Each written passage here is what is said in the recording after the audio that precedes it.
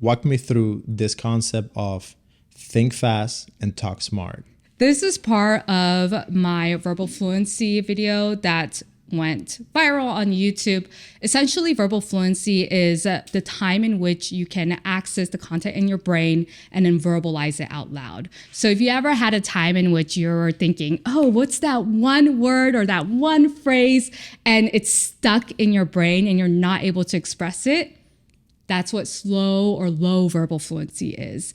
And the quicker somebody can do it is a high verbal fluency state. Verbal fluency. Yes. Even saying it is a bit complicated.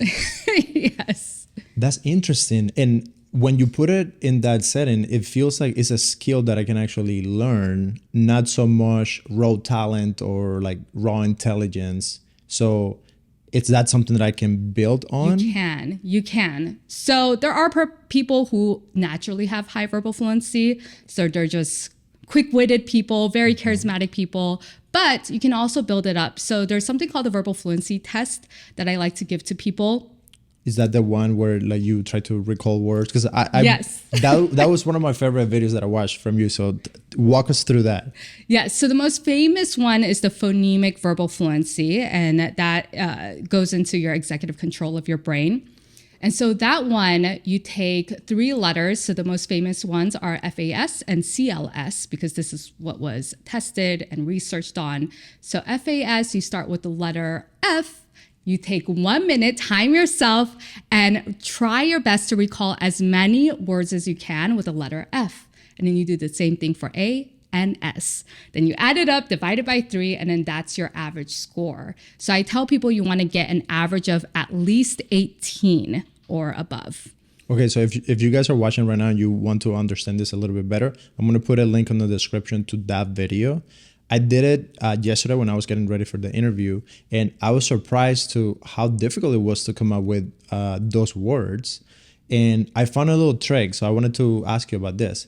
So the way that I found that I could flow a little bit easier was I would start with the letter F, but then think about a word that was F, then A, F and E. So I went through all my vowels, and surprisingly enough, like when I did the first letter, I was kind of stuck because I was trying to do like, okay, just words with F, and I would get stuck. And then I tried it doing this little trick of using the vowels, and it was so much easier.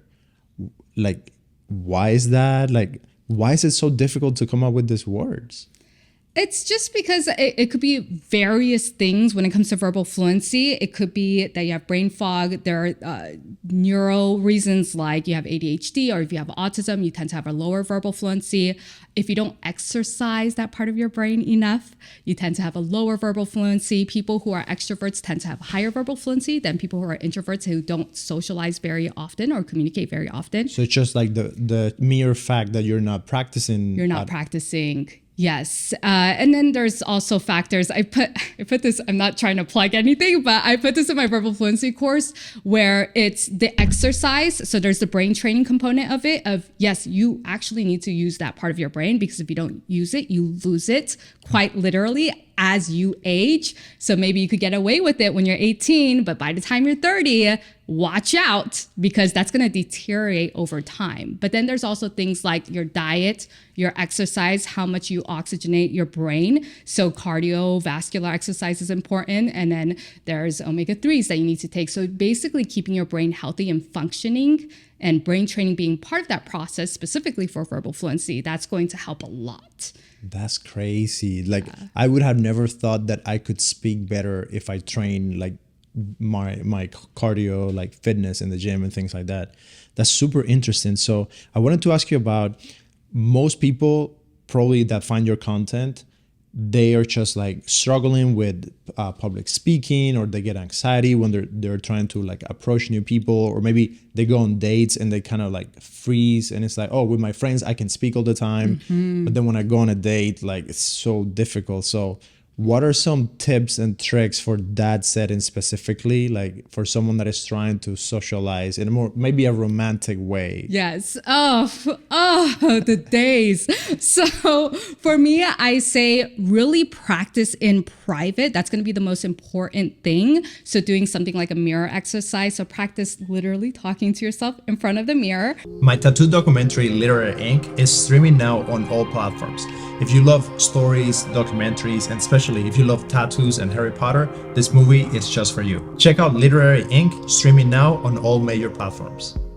Are you like role playing? Okay, I love Yes. this because, you know, like, this is very interesting. So you're basically, you want people to act a little bit and just like get in that character. Yeah, when you're practicing by yourself in your own home, you don't have to be embarrassed. You're good. And you do need to see yourself. So I used to be a dancer. So we did a lot of mirror work. And literally what we do is we dance our choreography and we look at ourselves to correct ourselves constantly. That's what dancers do. And I like the same concept of when you're communicating, you should be able to do the same thing because you know what it looks like when somebody looks a little bit off when they're talking, or, oh, okay, wait, I didn't even know I put my shoulders that high. Let me put it down. Or all of these little micro corrections you can do by yourself at home. What I especially like is people recording themselves on camera, which they tend to be hesitant about, but telling a 2-minute story, record yourself on camera and then watch yourself and see how you tell stories to your friends and family and things like that. And then you can really, that's your baseline. Go from there, correct yourself and see what you need to be improving on. That's very interesting because we do that all the time with actors. Yes. So when you're shooting auditions or doing scenes, like for us, it's like very easy. Like, so when I'm directing someone, I want them to try it a few times. And I usually don't like to record until I have given all my directions. Okay. And then I want to record, and then I allow them to see like the video. One thing that I'm afraid is if people, like if you're really anxious about all of this and you record yourself and then you go watch it from the get-go, I mean, it might destroy you like for a second. Because Yes, like true. I work with actors who are really good, super attractive people, super confident. The moment I place that lens in front of their face, dude, it's game on. So like it takes like skill. And then when usually actors, they don't like to see themselves on camera.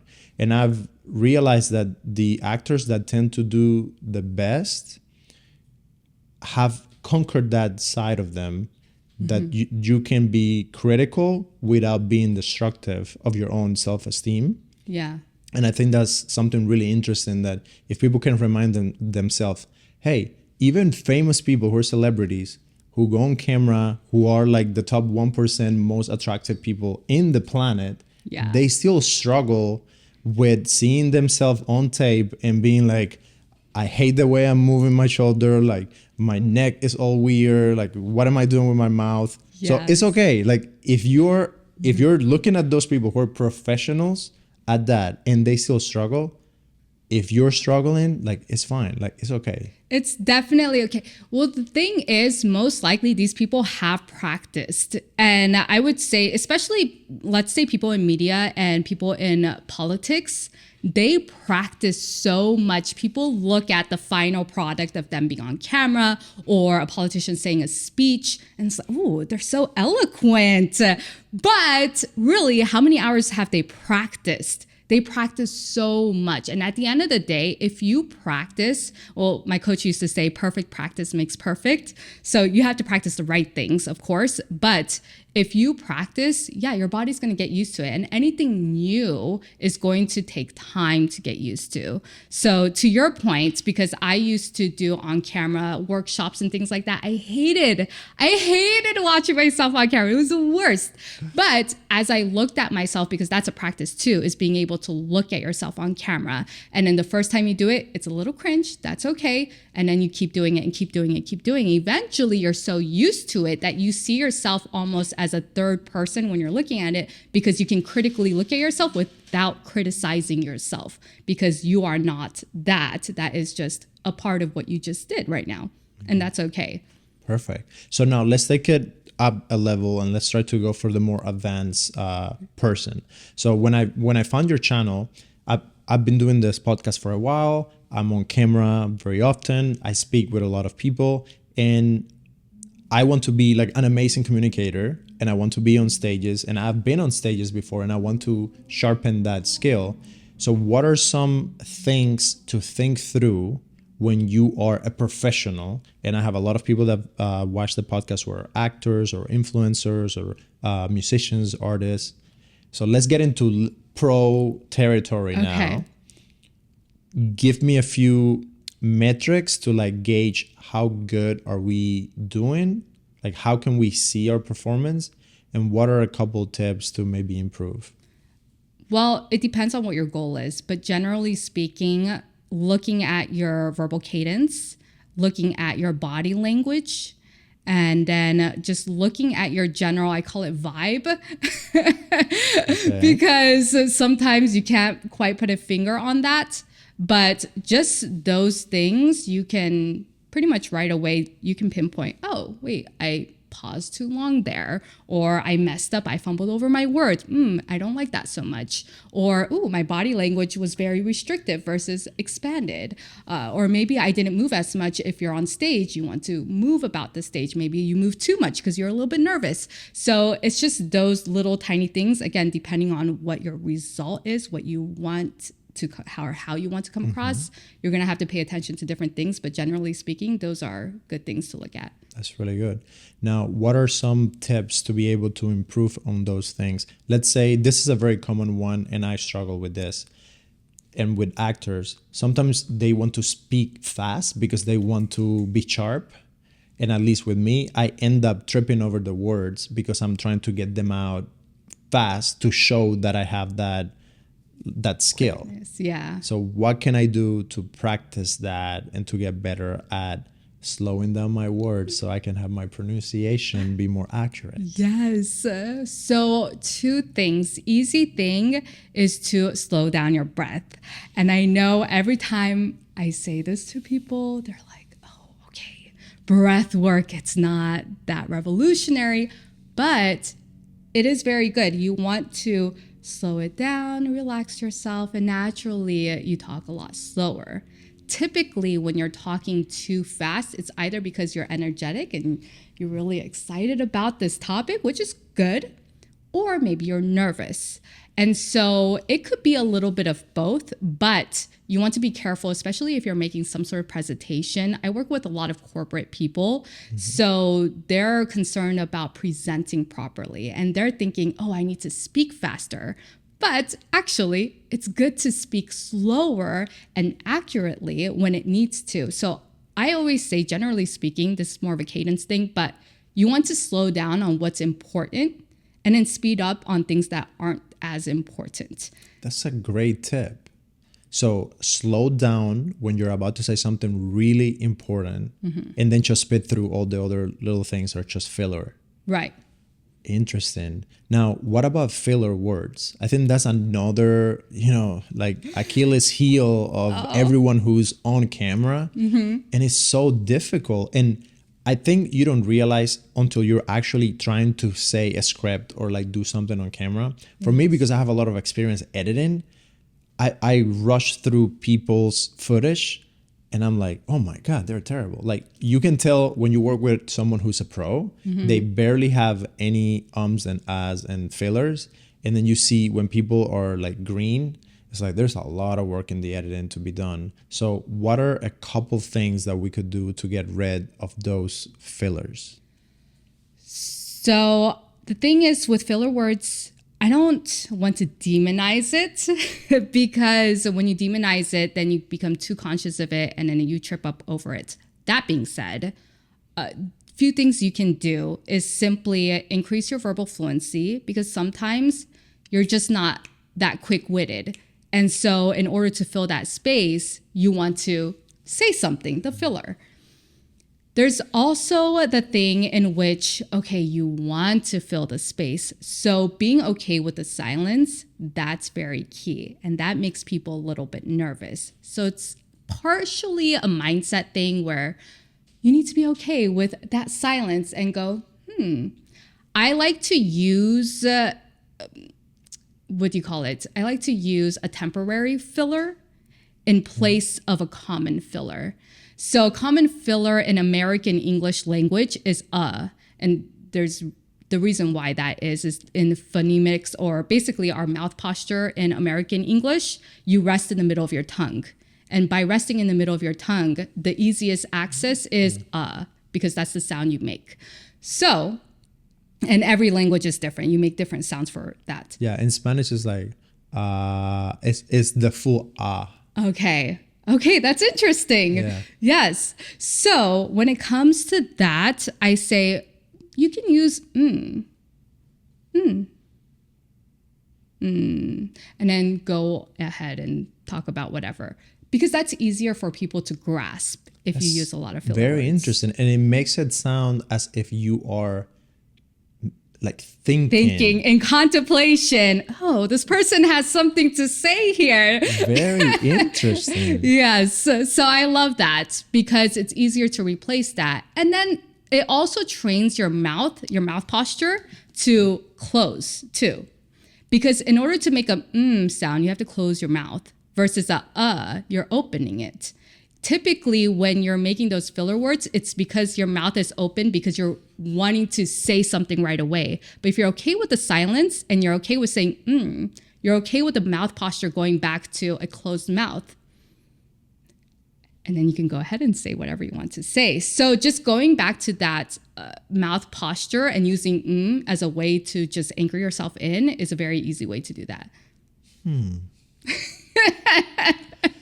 So how do we practice that? Because that I just learned that, and it's really interesting. I think I'm going to start using that a lot. But how do I practice it? Because I'm probably going to forget. I'm going to have to go watch more of your videos. Maybe that's a video for you that you should make. Like, but there are things that you can do. There's a lot of methods. The old school method is having a rubber band on your arm and snapping yourself every time you say a filler word. Flagellation. And just create that negative association. Or you could just be conscious, especially if you're going to record yourself on camera. Be conscious in those moments to say, okay, I'm not going to say filler words and I'm going to really pay attention. At the end of the day, you have to be very, very conscious in those moments. And we tend to do filler words when we're sometimes too relaxed. We might say more filler words when we're with our friends. And that's when we actually should practice more. Because when we're with our friends, we're more relaxed. So we loosen up on our verbal cadence, our professionalism, which is good, of course. Yeah. But that's what we fall back to when we're in a high stakes situation, like talking to somebody you deem as above you. It could be your boss. It could be somebody you want to close in a negotiation deal. But in those moments that it's a little bit more high stress, you tend to fall back to your homeostasis of how you verbalize and communicate in the first place. So really you need to do that with your friends and family and the people you feel the most comfortable with first. That's very interesting. Now, what about being on camera? What are some other things? And we have covered a few, but I'm interested in knowing a little bit more about that. And you were talking about like body posture and your vibe and all those things. So there's one video where you recommend people to start vlogging and like record themselves and all of that. So walk me through that, because I think that's very useful.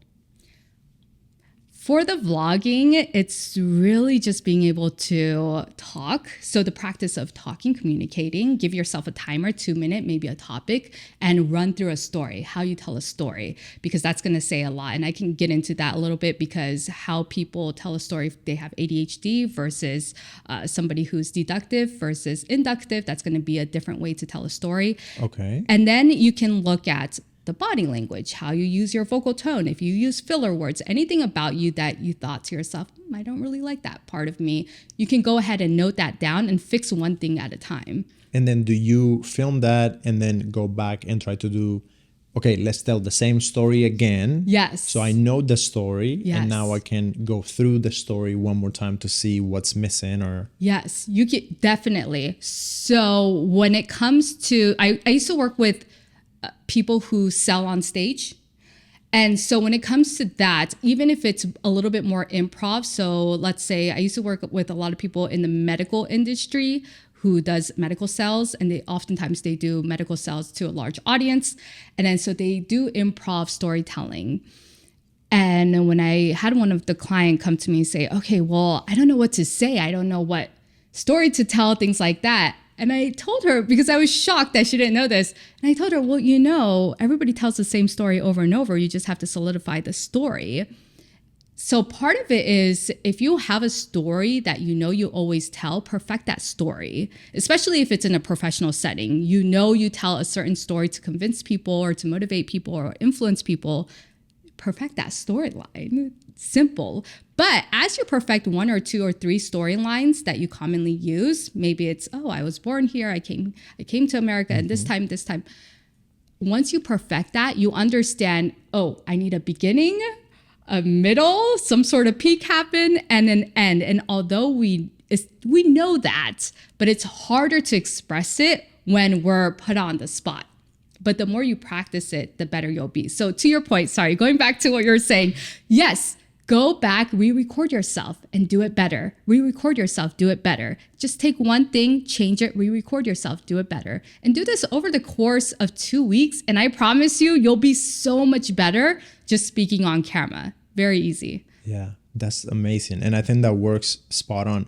Some of the highest level communicators that I work with and that I've been able to film with them and all of that, they do exactly that. You will hear the same story told in pretty much the same way with the same punchlines. They even do the same pause at that moment. Right. And like I can tell because I work at Impact Theory and I produce a show, and I work with Tom and with Lisa, and we have people that come through the show to be on the show, and all of those guests are like very high level communicators with massive YouTube channels, and they have like a lot of practice. Yes. And man, the pros, that's what they do. Exactly what you were saying. They have the same story.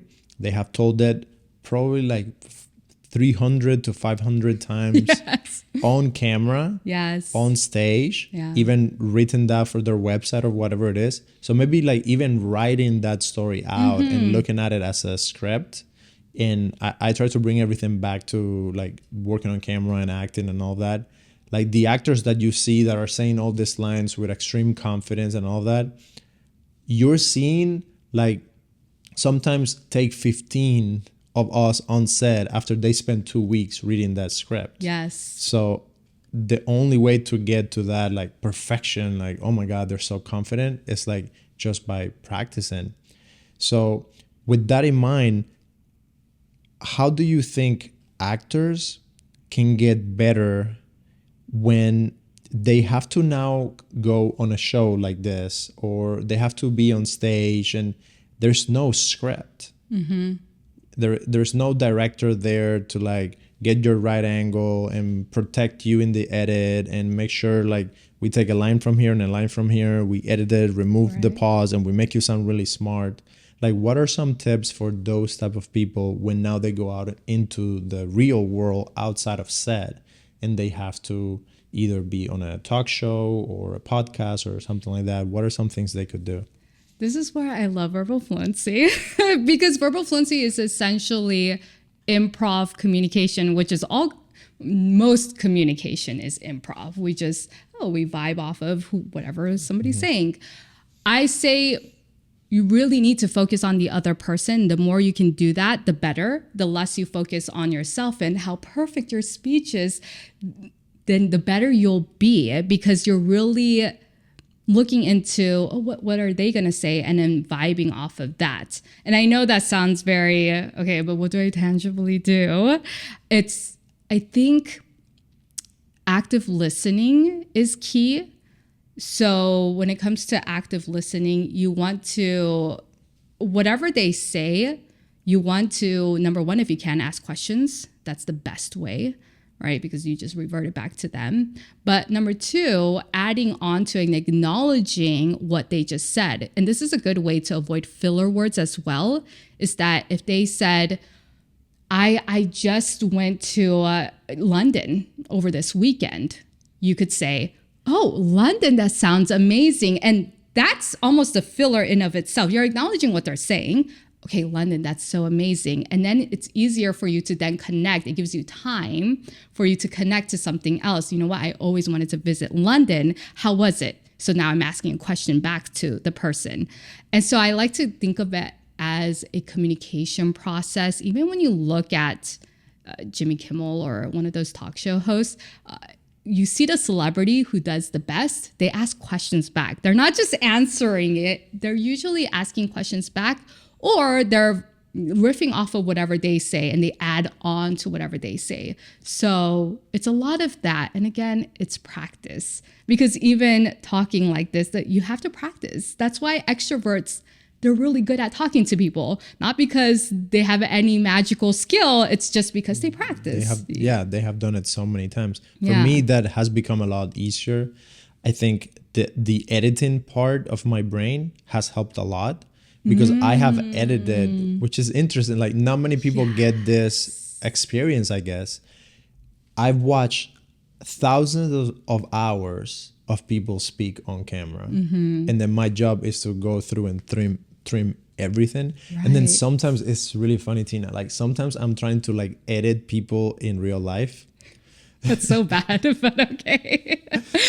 Yeah, it's Yes. like as they're speaking, I'm Oh, like, no. I wish you hadn't said this. Or, no, with you, it's no. That's great though. That's amazing. yeah, it's really funny, because like sometimes like I would sit on the computer, and like I don't do that as much now, but I would have days that I have to sit on the computer for like 10 to 12 hours to just edit like a full like 2.5 hour interview. And all I'm doing is like trimming everything, trimming, and like synthesizing and like making sentences like match.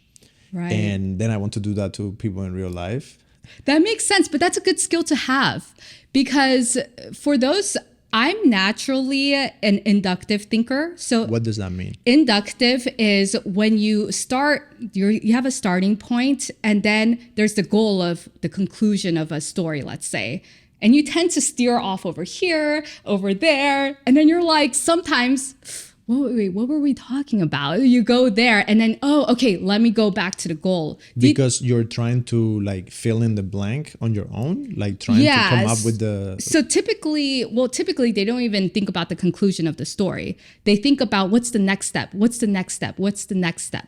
So people who tend to be more neurotically oriented or creatively oriented, they tend to be inductive. They only think about the short term, what's the next thing I'm going to say? What's the next thing I'm going to say? However, people who are deductive, so they think end first. Oh, this is how I want to tell the story. This is the end goal I want to say. And then they work their way backwards. And then they tell the story. So in a way, they already told the story in their head before they told the story. And that's the best way somebody can communicate very effectively and clearly and to the point, typically because they're deductive naturally. Yeah. So people who have ADHD, for example, you tend to be inductive. So I get a lot of clients who are ADHD oriented because they tend to also have a low verbal fluency, because they tend to think, okay, what's the next thing I'm going to say? What's the next thing? And they don't start at the end first. So for you with the editing, if you can visualize it, because I can see in your brain, maybe you're visualizing it and you're like, okay, cut this out, right? If you can visualize the end of your conversation first, or the end of the point you're making, even if it's a 10-second point, if you can always think about it that way, maybe visually see it in your head, it's easier for you to have a straight communication process instead of veering off into different places, if that makes sense. It makes a lot of sense. Just I'm trying to analyze myself, and I think I go back and forth depending on the settings. Right. Sometimes if I'm telling a story 100% deductive, I can walk you through that structure, and I know that I'm choosing only the pieces that you need to know with the peaks and valleys necessary to keep you excited, and then give you the ending. Yes. Now it becomes very challenging when I'm exploring an idea, or we're talking about concepts, or trying to give you examples of why something will work or will not work. Then I'm using my imaginative side. Then you go inductive. Inductive, yes. And then I have the tendency of like going on a rant over here to like make my point. Right. And then I'm losing you, because you're like, why are we even doing this? What does that have to do with this? Yeah, but it's not that deductive is better than inductive, but there's a time and place to be inductive, like doing some sort of creative collaboration and you're having ideation process. Sure, you need to be inductive because the end goal you sort of know, but you don't know, right? You don't actually know. But if you do know the point you're trying to make, so for example, if you're making a presentation or you want to convey a point at the end of a conversation, you want to, in your head at least, start at the end first and say to yourself, oh, I want to make this point, and then reel it back and think about the only relevant point in order to get to that end point. And that's really hard for some people to do, including me. It's really hard for me to do. And I had to really train my brain to do that. And that's part of the verbal fluency process. People who tend to be more deductively oriented, they're quick with it because they can just get to the content in their head. That's fascinating. I'm so excited that we're bringing up this, and I want to stay in this like next level side of the conversation because I don't think there's a lot of content out there to talk about this. Yeah. Now, I'm really interested in what's your take when the situation is an argument or a very confrontational exchange. In my case, for my line of work, a lot of the time we are testing ideas. So we need to get a project done. We need to decide what is the best way of doing it. We have to take into account like multiple factors. There is pre-production, production, post-production. We're going to have the talent here. We only have this amount of time with them. So every single little detail of how we go about filming and editing and finishing the project has high stakes where if you're off by like 2 hours, the whole thing like falls to the ground. So a lot of the times I'm trying to get the best way to go, but you need to either convince other people that the way that I'm thinking or pitching is the best way, while at the same time, I need to be taking information from them to inform whatever that process is going to be, because maybe I'm wrong. But then the challenge is sometimes I think that I'm right and I want to prove it, but I get into this typical. Yes, like I'm a very type A person and I'm trying to so how do we handle that? So I study a lot of neurolinguistic programming, and really that's just trying to gain influence. So I like to use getting on somebody's side first by essentially verbally or physically, if you're there in person, to say, hey, I'm on your side, I'm on your team. And how you do that is to simply acknowledge that, hey, you know what, your idea, very valuable. I hear you. I understand where you're trying to go with that. But I just feel like if I said that and then I'm coming with the but, is like... It's not a but. Well, key is don't say but. You can say and. It's a yes and. And I do think that we should consider your point. So at the end, don't use the but. Yeah, because the but is...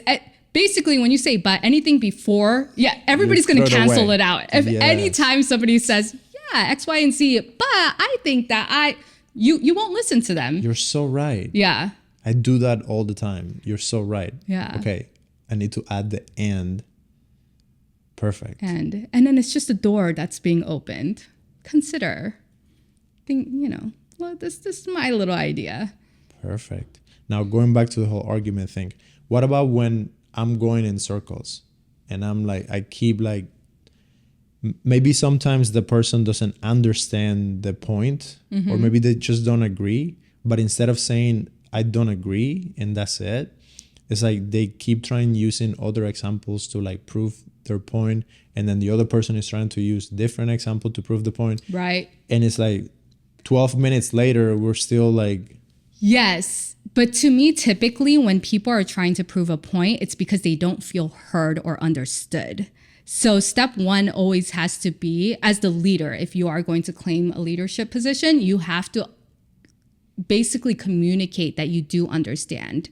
And so sometimes what I say is, I'm sorry, I feel like I'm not understanding thoroughly what you're trying to say. Could you please explain to me? the point or the thought process of what you're trying to say. And then they're like, okay, so now it's no longer a fight. Okay, we're on the same team. Let me explain it to you, and let them explain, let them explore it, and then repeat back to them. And this is active listening, but repeating back to them. Okay, so what you're saying is if we do this and this and this and that, is that what you're saying? Confirm with them. Yes, that is what I'm saying. So going through that process is going to just help them be more open to that. And then you can end on, or you can say, you can ask for permission. Would you be open to hearing my side? Because as soon as they say yes, this is a little bit of a sales tactic, but if they say yes, there's a bias in their head where they have to listen to you, especially since you just listened to them. So there's a reciprocity effect that's happening there. So you want to utilize those types of things and really be the bigger person as much as possible, and accepting any blame and responsibility if they do attack you. Hey, I'm sorry that if it's a feeling, obviously just say, hey, that wasn't my intention to do this and that, but tell me more about whatever it is if they need to feel further heard. So things like that. Okay, now talking about feelings, let's maybe take the conversation into the romantic side of things, which at least to me is one of the most important things in life, because you can have everything working well at work or like in your career, but if your love life is not working well, then nothing really matters, you know? Yeah. So what are some tips to communicating on that side of things? And let's start, I think we should start with the early stages of like dating and trying to go out on a date and like the first interactions. Let's talk about that a little bit, and then if you want to get into more deeper conversation about like when you're actually in a relationship, like what are, because it's two different things. Yes, because I used to always say I love dating's so fun because that's the easy part, and then once you're in a long-term committed relationship, you're like, whoa, and then you really realize how important and essential communication is. But in the beginning stages, it's really just hearing the other person. Hey, well, is something interesting about you? Really accepting their love bids. I don't remember who this is from, but somebody talked about love bids. What is that? Love bids are when you say, oh, hey, look at this painting I drew. And then that's a bid of, hey, pay attention to me. Show me affection. And then the other person has to accept it or they deny it. So accepting it looks like, oh, that's such a beautiful painting. When did you do this? Tell me a little bit more about this. So that's accepting a love bid. And so that's how we build rapport oftentimes. How you break rapport is denying that. So somebody has a love bid, you deny it. And the more you do that, the love bid jar depletes. Right. So in the beginning stages, you just accept and explore them and just say, oh, tell me a little bit more. So being curious and open. I think that's just generally a good thing to do. Very, very good tip. Now, what about the whole dating apps, texting? How do you communicate through that? Because there is no verbal fluency that you can. Yes. But there are other skills. Yes. Well, when it comes to dating apps, I like to think about it more from a marketing point of view in a lot of sense. Interesting. So dating for you is like marketing. Yeah, because you're promoting yourself. Tell me more. Yeah. So the pictures that you have, what is it conveying? What audience are you trying to reach? Right? Like who's your avatar? Meaning who are you trying? What kind of man, if it's a girl, what kind of man are you trying to reach? Yeah, give me tips for the guys. Because like since you're a lady, like give me tips for the guys. Yeah. So what kind of girl are you trying to reach? If you want to reach a traditional woman, you have to take pictures that there aren't you partying in Las Vegas, because a traditional woman would not want that. They would swipe left right away. So what would you post? Maybe you doing your work or you just maybe with your dog, right? Showing that, oh, like I can take care of something. But there, what I would say is don't post that thinking about the woman. What I would recommend, guys, is who are you? Like, who are you? And then be that. What do you mean by that? If the guy is a guy that likes to party, post that. Oh, yes. That way you're getting like whoever says yes, they know like what you're doing. Right. Because I'm afraid that a lot of the advice is, hey, create this avatar to get this girl that you want to get. But if that is not you. But then you have to really think about this that goes beyond dating app where, okay, what kind of partner do I really want? And if I want a partner like this, who do I have to become to be that or get that? And that's the same thing for jobs. You have to learn certain skills in order to get a job. You need to have certain experience. It's the same exact thing. It's a job because it's a job to be in a relationship. It's another job. So you have to kind of think about that. And you have to ask yourself, is what I'm doing currently in my life, is that optimal for my ideal partner? And if it's not, maybe I should change something about my life. So having a sense of self-development first. Great. And then going into that. I hear you. Okay. And what I would add, I'm learning. I think it's a but on this one. I hear you, but I think you need to start with who do you want to be and perfect that. Well, yes. And then the person, to me, like the person is secondary. Like the person that is going to come into my life is almost like secondary because they need to align with who I want to be. Mm-hmm. But I see your point, and I think a lot of people will do that approach where they say, okay, I want this type of girl. So what guys does that girl want? So then I'm going to market myself or try to become the person. Become that person.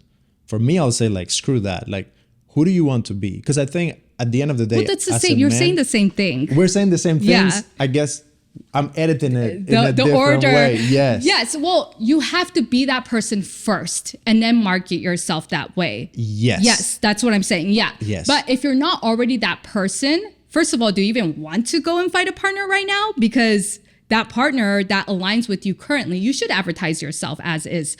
Maybe that partner is not going to be a long-term partner. And if you're looking for short-term, that's fine. But just know that that's what you're going to attract. Well, and unless they grow with you, which is another thing, of course, then you might have to, it's just a consideration and a probability of, okay, how much is it probable that this person who also likes this and this right now, but they're okay with me being this totally different person. I don't know how different it is, right? So it's kind of dependent on that as well. Yeah, I think now we're getting into like the whole dating territory, which is interesting, but maybe we're derailing a little bit. So let's bring it back to communication. Which, by the way, I love all of this. I've done a lot of episodes with, I think this is the first episode that I get into dating talk with a woman, but I've done a lot with some of my friends. From the guy's perspective. Of course. Yes. So now jumping into communication with a different setting where you are in a long-term relationship or you are in the beginning stages of building that relationship. What are some bases and things that we can work on? Yeah, I do think you should, well, I'll speak for myself and my relationships that's helped me is to lay out what everything means. So what does love mean? What does a title of boyfriend, girlfriend mean? Well, what goals you have, what values you have, things like that. But defining what words mean is so huge because somebody can say, I love you, and that can mean something totally different. Or somebody can say, oh, when you're my boyfriend, girlfriend, I expect this, this, and that. So basically communicating out what your actual expectations are. Because oftentimes we assume that the other person knows and we're like, oh, okay, here, this is what I want. And communicating everything. What I like to do is put it on a Google Doc and then just documenting, oh, when we do this, this happens. When I say this, this means this. And then as you go on in that relationship, you can add on to that living document and add on to, oh, but didn't you say, so you can refer back to it. Because everybody's different. So essentially constant communication of what things mean to that person and having them define it, even if it sounds silly, having them define things. It's not silly at all. Actually, like some people might think that this is silly. If that's how you feel, you're the silly one. Like you're going to get in so much trouble if you don't define, like when I say X, this is what I mean. Because it's like humans are funny. Like we have a whole completely different dictionary and definitions of what things are or mean and what words are or mean. And especially like for me, because I'm from another culture, like it's a whole different game when it comes to some words. It's so challenging. So once you create that document, how that like goes like in actual reality, like do you pull out the document like in the middle of an argument? You're like, Sometimes, yeah. ooh, Oh yeah, 100%. And like, hey, look at page whatever. how many pages do you have in this document, Tina? It keeps building. It keeps building. It's great, and it's great for somebody. I think so. My partner, he's very analytical, and so it helps him, but it also helps me, who's a little bit more creatively oriented, where I can anchor onto, oh, I did say that, and it holds me accountable too, where if I did say that, and you can see if somebody edited the document, which I love. Okay, so if I did say that, then I have to be accountable and or change the rules of the game and express and communicate that if I want to do so. So it does multiple things, but yeah, referring back to it 100%, I think that's fantastic. Especially if you're getting into a lot of arguments, because then it distills it right away. Oh, wait, you said this. And then you have to logically think, oh, well, okay. Obviously, this has to be somebody who's mature enough to handle something like that. But it's almost like a science where you can, oh, go back here, go back here. But I will say within an argument, I learned this in therapy once, so don't quote me on the exact mechanism of this, but it was helpful to know, he said, who are you speaking to? So oftentimes relationally, there's adult to adult, parent to child, and child to parent. Yes. Have you heard of that? I heard of this. Okay. So we did an interview with Andrew Bustamante. He's a CIA agent. Okay. And he was explaining that he does this with his wife. Ooh. And they will say it out loud. So they will say, okay, am I talking to child Tina, like little Tina? Or am I talking to like top level, like badass, like Tina? Yes. Like what? Which I found that very interesting. I think it's probably harder to do in real life. Like, it's like, if I'm in an argument and you all of a sudden you're like, hey, am I talking to little Axel? I'm going to be so mad. So, well, that's when you have to agree upon what the keyword is, or yes, the safe word of having that conversation is. And so to me, communication like that in a long-term relationship and in an intimate relationship at that is having multiple agreements and talking through agreements. And then if you don't agree to the agreement later on, saying, hey, can we revisit that agreement? Really tagging it as if this is a business deal and it's a contract, because it's a social contract.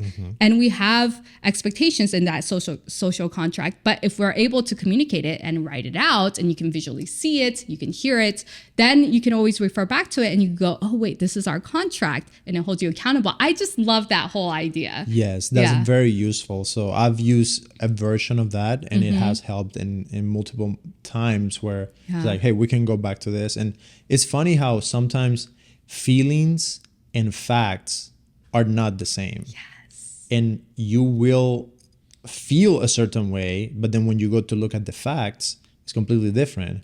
So something that I have done in my relationship is my partner, she has written down, okay, these are all of the things that are great about our relationship, and these are all of the bad things that we need to work on our relationship. This is such a horrible phrasing, but the challenging things.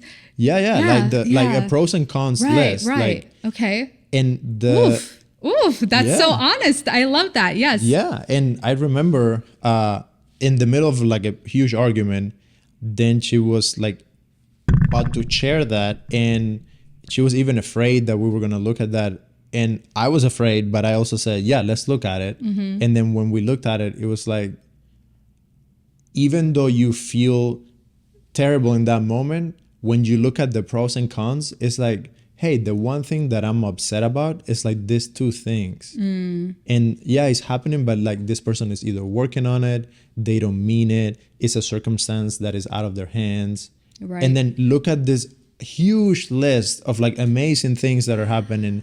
So being able in that moment almost to communicate to yourself and remind you, Right. hey, these are the good things, these are the bad things. Yeah. Because you might feel overwhelmed by an emotion that clouds your judgment and it makes you feel like everything.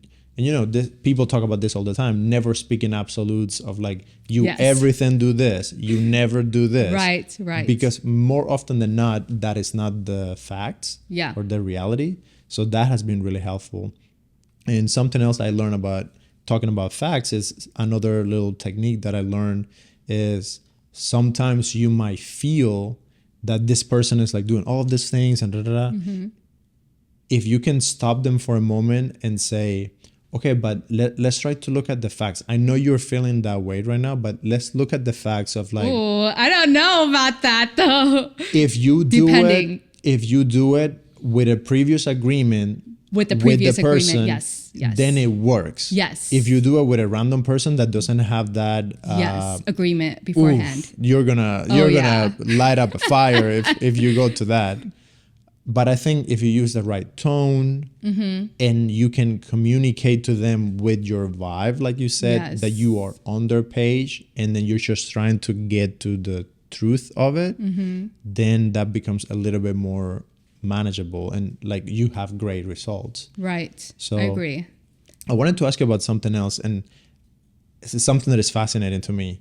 What is the difference between male communication and female communication? Okay. This is very hard for me because I have some parts of me that's more naturally masculinely oriented when it comes to my communication, and then the feminine. And I've been learning about the feminine. But in general, we know that women tend to speak with their feelings. So what I learned a lot is that sometimes it doesn't even matter what the facts is, or the facts is skewed by a perception based on the emotion behind or how they feel about the fact, right? So now, I don't know, I don't mean to give a tip, but I know I do this too, where I'll hear something but then I'm thinking what you mean is something else. And then that's an emotional response. And then it's my responsibility to stop and say, hey, when you said that, what I'm hearing is X, Y, and Z. And then they can clarify with facts. Or the other person, if they're advanced enough, might say, okay, what are you hearing? If they see an emotional response that's not necessarily conducive to the fact, what are you hearing? And then they could go, oh, well, what I'm hearing is X. Yeah. So in general, women tend to go with feelings. And in general, because of that, women tend to be more neurotically oriented, tend to be more creatively oriented, and tend to, therefore, think more inductively versus deductively. Which would mean, if I'm listening correctly, that you will give them one piece of information and they will create like 3 different stories. Yes. That are not related to that one, that are related to that, but not a fact of what the other person said. Well, it could be a fact, but they might steer off into a whole different direction when that was only, let's say, an example to an actual point that you're making. So she might get hung up on what you just said with the example. Well, actually, and then going off into here, and then he might say, oh, okay, but that's not the point. I can give you an example because that's not the point of the conversation. Don't do that. You're just giving more ammunition. Yeah, but it's because they tend to think step by step versus the end goal first. I'm not saying this is every female. Yeah, and it all depends on like the moment, the emotions, like what's happening, what are we discussing and all that. I think the skill that is really difficult that I'm trying to learn for my own and that I think guys need to learn is just knowing when the woman is speaking with emotions and when she is not. Because then we get tripped the same way where the person is speaking about their emotions and we think that those are facts. So then we're taking everything that you're saying as you believe that that is a fact of my actions or the setting or the relationship or anything. So then that gets a man so frustrated when you have plenty of things to show that what you are saying in this moment is not a fact. So it's like you're fighting a fact with an emotion. And if we don't realize that that's what's happening, it's so frustrating. Argument. And that's something that at least I'm trying to work on that to improve myself. And I think it would help guys a lot where you almost, and I know this is going to sound weird out of context. It's almost like you have to ignore what you just said. That sounds so bad, but It yes. sounds bad, but Yes. in that moment, I'm saying you have to ignore what you just said so you don't take it as a fact. It's almost like whatever she said right now is not a fact. Just understand that that's how she feels about something. Yes. So don't take it too hard and don't make it like a core fact of the situation, because in that moment, the person is speaking about how they feel about something, but they're not necessarily saying that you are doing that, which is the other thing that is complicated about communication, where you could, like, I could say, like, I feel like you don't love me. And they're not saying that, hey, I know that you don't love me. They're just saying that in that moment, I feel like, so I feel like it's completely different from you don't. Yes. But I think for a guy's head, when we hear that, what we are connecting to is like the fact. And then it could be like, what do you mean I don't love you? Like I do this, and this to show you. Well, so to that point, women tend to want to be heard and validated, and men tend to want to problem solve. Yes. So naturally, men tend to want to know the facts because that's the way you problem solve. So, okay, give me the facts. Okay, then we can problem solve. What do you mean I don't love you? Because I do this. You're problem solving for them. Like these are the facts. These are the evidence in which I do love you. So like you're wrong. It's very logical.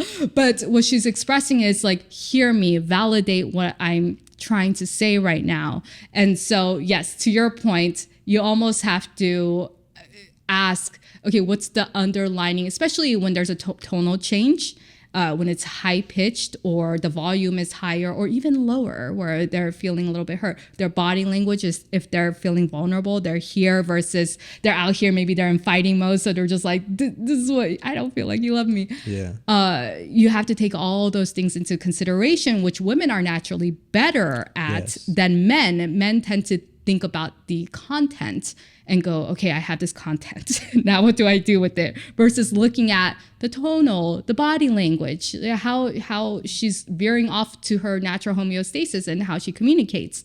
And women tend to be better at detecting those things. So we naturally know, oh, wait, like you feel hurt. Wait, what happened? Right? So naturally we go into that mode because we understand we're piecing all those things together. That's very interesting. Tina, this has been like an amazing like talk. We're going on all these different topics. So anything else that you would like to cover? Like, I feel like we have covered a lot, but is there anything else that you would want to give us? I don't know. I think that's pretty good. Yeah. So how do you think people can see the progress? Like, what is a way that, I know that maybe 6 months ago, I used to do this and this and this, and I had all of these issues with my communication. I think sometimes it's hard to appreciate how much you have grown and how much better have you gotten. So what are some tips that you have for that? I love, with my clients, even if they detest, I love to record them and have them go through series of exercises. So one of them being storytelling. So you can record yourself storytelling, but a full picture. So not just your head, your whole body language when you're sitting in your storytelling, when you're standing in storytelling, things like that. And then having that being a document, and then revisit that. Same thing 6 months from now. Verbal fluency is a great way to do it because it's a literal score in which you can improve upon.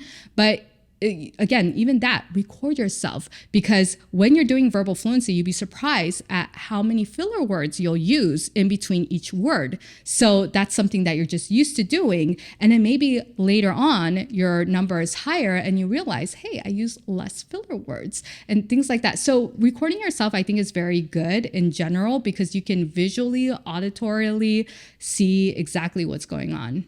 That's wonderful. Well, thank you, Tina, so much for coming on the show. You. Thank you guys so much for watching. If you like this episode, send it to a friend. And check out this other interview with my friend Peter Hurley. He's the best headshot photographer in the world, and he's going to show you a few things about how to use your face to look the best.